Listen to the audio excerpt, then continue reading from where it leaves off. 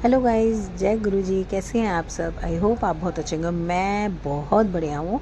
और आज मैं आपके साथ अब मैं खुद कैसे इन करेलों को स्टफ़ करेले कैसे बनाती हूँ, ये वो मैं आपके साथ शेयर करना चाहती हूँ। तो बताना ज़रूर कि कैसे लगे। और जिनके भी कमेंट्स आते हैं मेरा बहुत मन खुश हो जाता है और मैं बहुत खुश हो जाती हूँ। तो प्लीज़ कमेंट करते रहिएगा। थैंक यू सो मच जिन्होंने भी कमेंट्स किया है मेरे ब्लॉग्स पे या फिर शॉर्ट्स रील पर। ये मैंने गाइज करेले ले लिए हैं। करेलों के मैंने अच्छे से ना नाइफ़ से ऊपर के छिलके उतार दिए हैं। और छिलके निकालने के बाद अंदर के जो भी बीज होते हैं ना वो भी निकाल दिए। उनको आपको फेंकने नहीं है बिल्कुल भी। आप बिल्कुल मतलब ये ना सोचें कि ये मुंह में आएंगे तो कड़वापन आएगा, नहीं आएगा। बिल्कुल गारंटी, 100% गारंटी है। आपको बिल्कुल भी कड़वे नहीं लगेंगे। और ये मैंने छिलका निकालने के बाद करेलों पे नमक लगा कर रख देना है। नमक देखो मैं किस तरीके से लगा रही हूँ, अंदर बाहर नमक लगा के रख रही हूँ। और यही प्रोसेस नमक मैं इन छिलकों में और बीज में भी लगा कर रख दूँगी। इससे क्या होगा ना, कड़वापन 90% ख़त्म हो जाएगा। 90 के 95% कड़वापन इसका ख़त्म हो जाएगा। बट इसका बेनिफिट पूरा हमें मिलेगा, पूरा अच्छे से बेनिफिट मिलेगा। जो भी इसमें इसके फ़ायदे हैं वो हमें ज़रूर मिलेंगे करेले के। तो ऐसे करके मैंने नमक लगा के अलग अलग बाउल में रख दिया है गाइस। और अभी मैं कर देती हूँ किचन का प्लेटफॉर्म क्लीन, क्योंकि ऐसे तो फिर काम नहीं होता ना। क्लीन होगा अगर प्लेटफॉर्म तो हमारा हाथ भी अच्छे से चलेगा।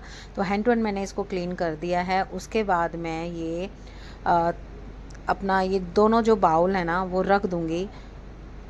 कितने देर के लिए रखना है? आप कम से कम 30 मिनट तो आपको रखना पड़ेगा। 30 मिनट आपको ज़रूर रखना है। ये आप ओवरनाइट भी रख सकते हैं, बट अगर आप दिन में बना रहे हैं तो 30 मिनट ठीक है। आप जब तक और काम कर लीजिए, आपको पता भी नहीं चलेगा आधा घंटा कब निकल गया। जैसे कि मैंने चीनी का जार देखा तो चीनी का जार खाली था तो मैंने चीनी फिल करके रख दी। और इधर मैंने करेले की तैयारी भी कर दी है। जैसे कि आम्बी, कच्ची आम्बी का सीज़न है गाइस, तो कच्ची आम्बी तो सब्जियों में डालने में मज़ा आता है। खट्टेपन करेलों के अंदर ज़रूर होना चाहिए। कोई तो अमचूर मसाला भूनते टाइम, बनाते टाइम अमचूर डाल देते हैं। बट अमचूर ना मैं बहुत ज़्यादा अवॉइड करती हूँ। मेरे को वो बिल्कुल पसंद नहीं आता है अमचूर, क्योंकि अलग ही खट्टा नहीं होता, अलग ही टेस्ट आ जाता है। तो ऐसे करके आधा घंटा हो चुका है। और आमी को मैंने कद्दूकस कर दिया है जिससे कि मुंह में मोटे मोटे उसके बाइट ना आए, अच्छे से मसाले में मिक्स हो जाए। तो मैंने कद्दूकस करके रख दिया है। इधर मैंने करेले किस तरीके से धो रही हूँ आप खुद भी देख सकते हो कि बहुत अच्छे से धोने हैं, एकदम साफ़, जिससे कि जो हम स्टफ़ बनाएंगे ना इसके लिए वो अच्छे से फिल हो जाए, अच्छे से फिल हो जाए। और हम जब इसकी एक बाइट भी अगर लेंगे ना तो वो अच्छे से मुंह में स्वाद आए उसका। तो ऐसे करके मैंने करेले जो है मैंने वॉश कर लिया। आप देख रहे हो कितना निकला है ना, मैंने आपको दिखाया है उसमें जाली में। तो ऐसे करके मैंने बास्केट में, अब ये जो छिलके और बीज हैं ये भी मैंने ले लिए हैं। ये भी अच्छे से इसी जाली के अंदर बास्केट में धो लिए हैं। वॉश करने के बाद, अच्छे से वॉश करने के बाद इसका जो नमक था वो बिल्कुल निकल चुका है। करेलों में जो मैंने नमक लगा के रखा था, जो भी छिलकों में मैंने नमक लगा के रखा था, वो वॉश होने के बाद बिल्कुल निकल चुका है।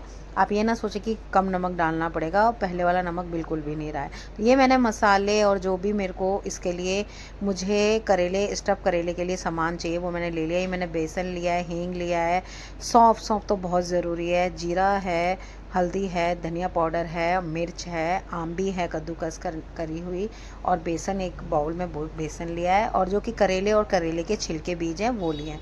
तो ये मैंने पैन गरम हो गया है, पैन गरम होते हुए मैंने मस्टर्ड ऑयल डाला है। जैसे ही मस्टर्ड ऑयल का धुआं निकल चुका है, उसका मतलब जो कड़वापन निकल चुका है, उससे मैंने उसमें हींग डाली है, ज़रा सा जीरा डाला है। और उसके बाद मैंने बेसन को भूनना स्टार्ट कर दिया है। बेसन जब तक भूनना है, जब जब आपका उसका कलर चेंज हो जाएगा ना बेसन का, तब तक आपको कंटिन्यू भूनना है। और ये आ गए हैं दीनू। दीनू कह रहे हैं कि लाओ मैं कुछ हेल्प कर देता हूँ। मैंने कहा नहीं, ऐसी कोई हेल्प नहीं है। बट दीनू आ गए हैं तो मानेंगे नहीं। इनको ना कढ़ाई में कुछ भी भुन रहा हो या सब्जी बनाकर भी रख जाती हूँ ना तो ये पौनी लेके चलाने लगते हैं, इनको इतनी आदत है। तो ये मैंने गाइस, जैसे ही बेसन का कलर चेंज हुआ ना, मैंने वो जो छिलके और बीज थे वो मैंने डाल दिए हैं। इसी के साथ मैंने 2 से 3 चम्मच सौंफ, जो थी मेरी दरदरी पिसी हुई सौंफ थी, मोटी, साबुत भी नहीं थी, महीन भी पिसी हुई नहीं थी, और दरदरी सौंफ जो थी वो मैंने घर में ही पीसी हुई थी और उसको मैंने डाल दिया है। अब मैंने डाल दिया हल्दी, मिर्च और आम भी कद्दूकस करी हुई वो डाल दिया, धनिया पाउडर डाल दिया है।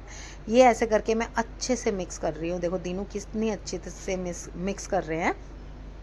और थोड़ा सा डाला है मैंने नमक, क्योंकि पहले का नमक तो रहा ही नहीं है ना उसके अंदर, तो नमक हमें मसाले में स्टफ में डालना ही पड़ेगा। तो ऐसे करके मैंने नमक ऐड करके और सारे मसाले ऐड करके अच्छे से भून लिया है। दिनों ने इतना अच्छे से भून लिया था ना कि वो इसकी इतनी खुशबू आ रही थी ना, बहुत अच्छी खुशबू आ रही थी। तो ये मैंने जैसे ही मसाला भुन चुका है, मैंने ये ले लिया है छोटे से बाउल में, ठंडा करने के लिए रख दूँगी, क्योंकि गरम गरम स्टफ़ नहीं किया जाएगा, बहुत गर्म है और बेसन तो वैसे ही बहुत गर्म लगता है। तब तक मैंने पैन ले लिया है, पैन में मैंने डाल दिया है मस्टर्ड ऑयल दोबारा। जब तक वो मस्टर्ड ऑयल गर्म होगा तब तक मैं क्या करूँगी, इसको स्टफ़ कर लूँगी। ये देखो मैंने करेले ले लिए हैं और ये जो छिलका और जो बीज थे, मैं दोबारा आपको बता रही हूँ, ये मैंने बेसन के साथ जो मसाला बनाया था, ये वही बाउल है। और इसको मैं करेले में एक एक करेला लेके इसको स्टफ़ कर दूँगी और अच्छे से इसको मेरे को बांधने की ज़रूरत नहीं है। वैसे आप चाहें तो, आपको लगता है तो आप धागे से बांध भी सकते हैं, जैसे कि पहले के लोग, मेरी सासू माँ जब भी बनाती थी करेले को धागे से बांधती थी।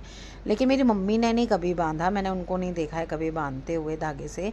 तो मुझे भी ऐसा लगता है कि नहीं निकलेगा यार इतनी जल्दी, इसका मसाला नहीं निकलेगा, कहीं भी नहीं जाएगा, और जाएगा तो हम उसको अपने बाउल में निकाल लेंगे, खा लेंगे, इतना नहीं निकलता। लेकिन आप फिर भी अपने अकॉर्डिंग चाहते हो तो स्टफ़ कर सकते हो, धागा लगा सकते हो, इसमें लिपेटना होता है मामूली धागा और कुछ नहीं करना होता है।